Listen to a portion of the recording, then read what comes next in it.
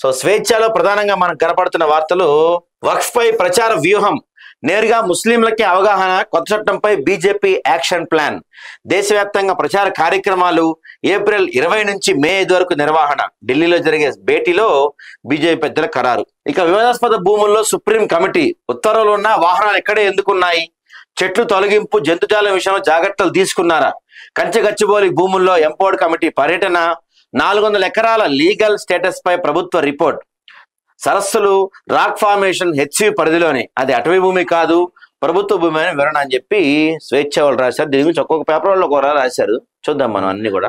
Young India brand అనేది మనం ఇంతకుముందు యంగ్ ఇండియా నా బ్రాండ్ అని చెప్తున్నారు ముఖ్యమంత్రి రేవంత్ రెడ్డి గారు.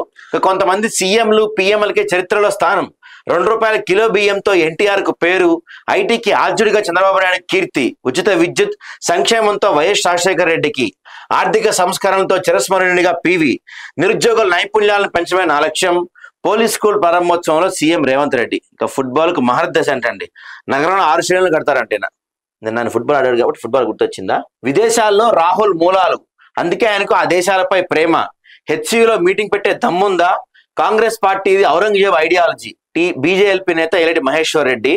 దీనిపైన కంచె గచ్చిబౌలి భూములు తాకట్టు, బ్రోకర్ కు 170 కోట్లు, ఆ భూములు సెంట్రల్ యూనివర్సిటీవే. 2012లోనే సిసిఎల్ కు అప్పటి కలెక్టర్ లేఖ, 7 చట్టాలు ఉల్లంఘించిన ముఖ్యమంత్రి, సెంట్రల్ ఎంపవర్డ్ కమిటీకి రికమెండేషన్ 200 పేజీలతో పూర్తి నివేదిక అందజేశాం మాజీ మంత్రి తన్నీర్ హరీష్ రావు రెడ్డి. నెక్స్ట్ ఇక ఆత్మీయ భరోసా అమలు ఎప్పుడు, 3 నెలలుగా ముందుకు సాగని పథకం, రాష్ట్రంలో ఇంకా 4 లక్షల మంది అర్హులు, ఈ స్కీమ్ అమలుకు దాదాపుగా 290 కోట్ల అవసరం, నిధుల కొరత వల్లే ముందుకు సాగించలేదనే డౌట్ కూడా ఉంది.